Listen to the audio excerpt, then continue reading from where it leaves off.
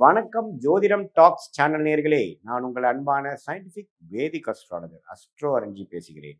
நல்லது நினைப்போம், நல்லதே நடக்கும். இந்த வீடியோவில் நம்ம என்ன பார்க்க போறோம்னா, மிதுன ராசிக்காரர்களுக்கு ஆகஸ்ட் 2026 எத்தகைய ஒரு மாத பலமாக பலாபலன்கள் நிறைந்த ஒரு மாதமாக இருக்க போகுதுங்கிறத சயின்டிபிக் வேதிக் அஸ்ட்ராலஜி முறையில் எதையும் மிகைப்படுத்தாமல் உள்ளது உள்ளவாறு டிகிரி அடிப்படையில் நம்ம பார்த்து இந்த அருள்வாக்கு சொல்ற மாதிரியோ இந்த பரிகாரம் அப்படிலாம் போகாமல் மூடநம்பிக்கையில் போகாமல் ஒரு ஒரு ஜாதகத்திலையும் ஒரு ஒரு கிரகம் இப்படி இருக்கும் பொழுது அதே மாதிரி உங்களுடைய ராசிக்கு இந்தந்த கிரகம் இது மாதிரி இடத்துல வரும் பொழுது எது மாதிரியான ஒரு பொது தாக்கத்தை கொடுக்க போகிறது அப்படிங்கிறத நம்ம இந்திய வேத ஜோதிட அடிப்படையிலான ஒளி தத்துவம் பிரகாரம் அறிவியல் சார்ந்த முறையில நம்ம பார்க்க போறோம். இப்ப பாருங்க, மிதுன ராசிக்கு பாருங்க எப்படி இருக்கு அமைப்பு அப்படின்னா, சனி வந்து 10ஆம் இடத்திலே நீடித்திருக்கிறார். தொழில் ரீதியாக, வேலை ரீதியாக பல புரட்சிகளை செய்து கொண்டிருக்கிறீர்கள் ஒரு வருஷமா.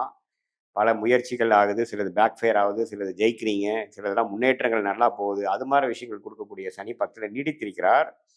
குரு 2ஆம் இடத்துல வந்து தன குடும்ப வாக்குஸ்தானத்திலிருந்து 8, 6, 10ஐ பார்க்கிறார். ஸோ நிறையா கடன் கொடுக்கக்கூடிய விஷயங்கள், கடனை அடைக்கக்கூடிய விஷயங்கள், பணம் போக்குவரத்து அதிகமாக இருக்கக்கூடிய அமைப்பு,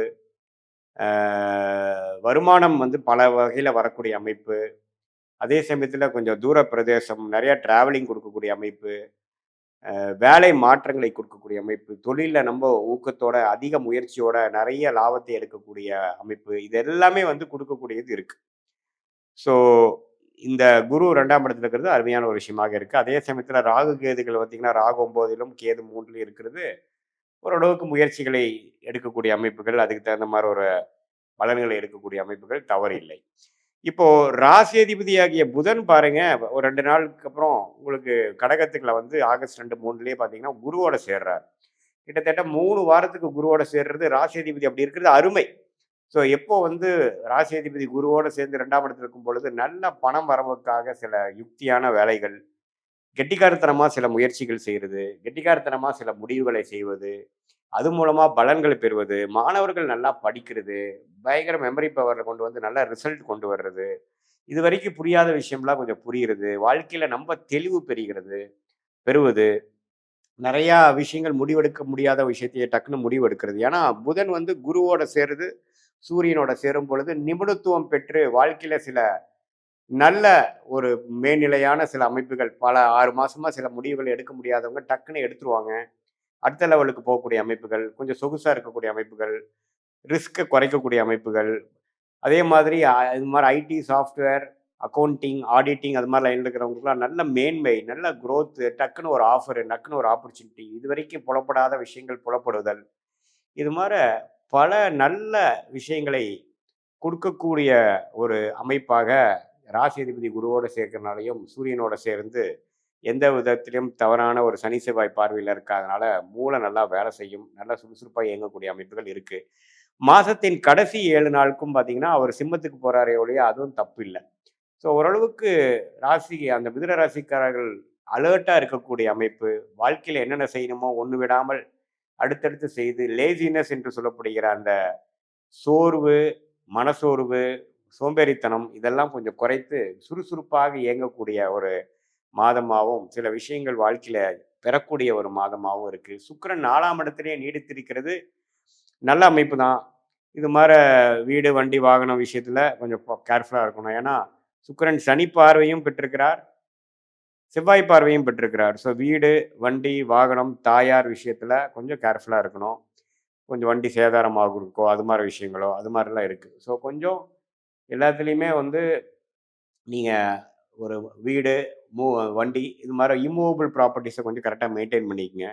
அதுக்கு சம்மந்தப்பட்ட விஷயங்களை வந்து பாதுகாத்து கொள்ளுங்கள். அதுக்கு வேணுங்கிற டாக்குமெண்ட்ஸ் அதுக்கு வேணுங்கிற இன்சூரன்ஸ் அது மாதிரிலாம் போட்டுக்கங்க. ஏன்னா கரெக்டாக ஒரு சுக்கிர திசையே நடந்துட்டு இருக்கிற டைமில் இது மாதிரி சனி செவ்வாய் தாக்கத்தில் சுக்கிரன் நீச்சமாக இருக்கும் பொழுது சிலதெல்லாம் கொஞ்சம் தவறான கைமீறி போகக்கூடிய அமைப்புகள்லாம் இருக்குது. ஸோ அது கொஞ்சம் கேர்ஃபுல்லாக இருக்கக்கூடிய அமைப்புகள். மற்றபடி பயப்படுறதுக்கு ஒன்றும் இல்லை.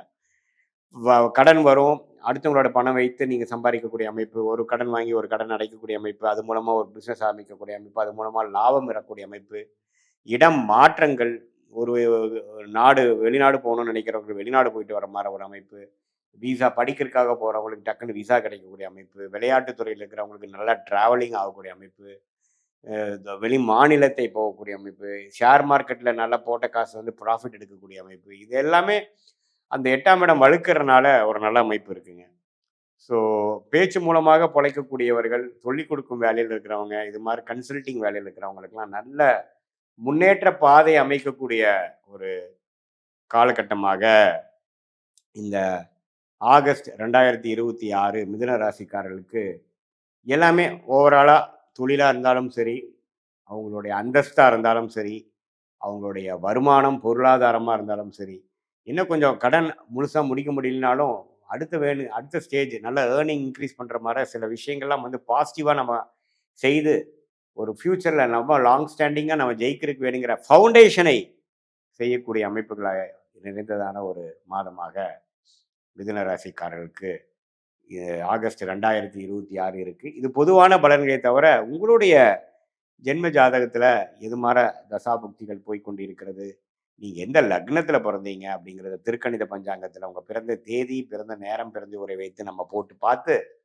அதுல என்ன மார ஒரு விஷயங்கள் போய் கொண்டிருக்கிறது, உங்களுடைய லக்னத்துக்கும், ராசிக்கும் உள்ள வேறுபாடுகள் என்ன?